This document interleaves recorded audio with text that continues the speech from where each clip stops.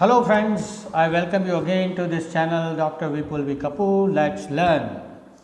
Friends, in our previous videos, we discussed so many character sketches as presented by Geoffrey Chaucer in the Canterbury Tales.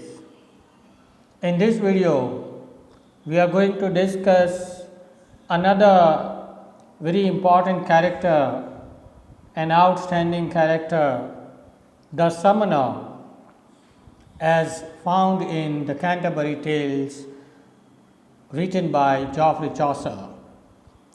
Friends, the art of characterization of Geoffrey Chaucer has immensely impressed the lovers of literature. Geoffrey Chaucer has rightly been considered as one of the greatest painters of English literature. There is a series of characters lively presented, realistically drawn by Chaucer in the prologue to Canterbury Tales. Today, we are going to discuss the character of the summoner. Friends, the summoner is a religious character. The physical description of this character is not a good one. He has sores all over his face, including many grotesque pimples, and this makes him a very ugly looking man. Not only this, he is also known for his bad breath and bushy eyebrows, and it is believed, it is said that he is so ugly looking that even the children are scared of him. Children do not like to see at this ugly looking fellow. And Chaucer presents the summoner as not only a bad looking man, but also a dishonest and lecherous man.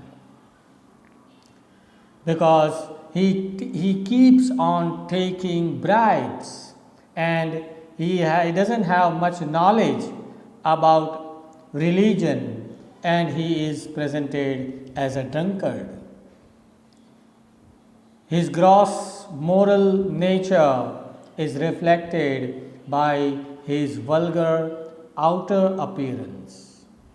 So friends, in short, you can understand that the summoner is ugly looking from outside and also ugly from inside.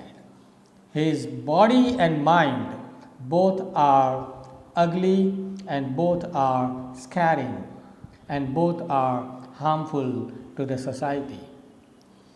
He tries to sound very intelligent by using some Latin phrases, some Latin words, when he talks to the common people, but actually he is not so intelligent. In those times, an ideal summoner was one who would deliver sermons in the church, to the common people. He would deliver some moral messages to the society. An ideal summoner was supposed to collect the fines for people's immoral and sinful behavior.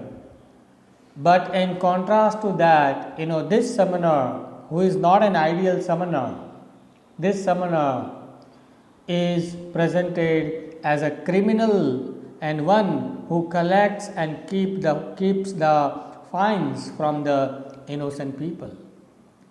Not only he takes the bribes from the people, he fines the people, but he collects this money and keeps this money with himself only. So, he is a corrupt religious man of the 14th century. There is another character called the friar, whom I have discussed in one of my previous lectures. The friar is also one of the religious characters. The friar has presented one story in the Canterbury Tales, and in his tale also we come to know about his opinions on this character, the summoner. According to the friar, the summoner is a cheap thief who dedicates his life to scamming innocent old women into giving him their money. The fact that at the end of the story, the friar tells the story, and at the end of this friar's story, the summoner is sent to the hell. And this fact proves that the friar and the summoner are not in good terms. And the same thing is found in the summoner's tale. So we can say that both were having some conflict with each other. Through the friar's tale, Chaucer wants to demonstrate the summoner as a thief, as an extortionist, and someone who prosecutes women unfairly. So, we may conclude, or we may say in short, that the summoner is one among the wicked characters as drawn by Chaucer in the prologue to Canterbury Tales. Chaucer has presented some good characters and some bad characters.